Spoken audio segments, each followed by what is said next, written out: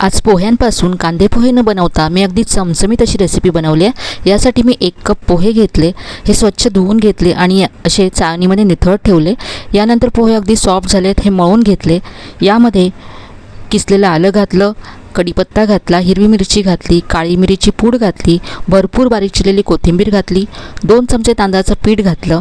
हे सगळं छान मिक्स करून घेतलं। यामध्ये चवीप्रमाणे मीठसुद्धा घातलं आहे।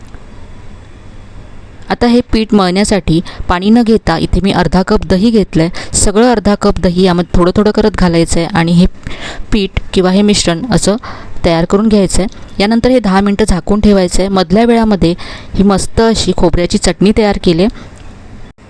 10 मिनटं दह्यामध्ये हे मुरल्यामुळे रेसिपीला चव खूप छान येते।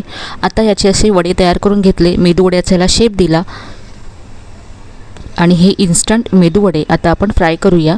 तेल व्यवस्थित असं गरम करून घ्यायचं आहे। यानंतर हे वडे गोल्डन ब्राऊन होईपर्यंत फ्राय करायचे आहेत। तयार केलेल्या चटणीबरोबर हे वडे इथे सर्व केलेत। अगदी झटपट तयार होतात, चवीला खूपच मस्त लागतात। नक्की करून पहा। व्हिडिओ आवडला असेल तर शेअर करा आणि अशा छान छान रेसिपीजसाठी छायाज रेसिपीजला सबस्क्राईब करायला विसरू नका।